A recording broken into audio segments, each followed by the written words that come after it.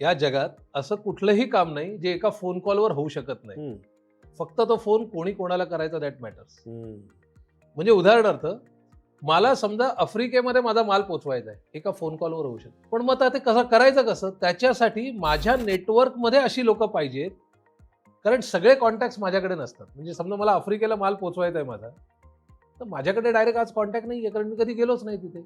बरोबर. पण माझा असा एक मित्र आहे, की ज्याचे आफ्रिकेतल्या 19 देशामध्ये कॉन्टॅक्ट आहेत.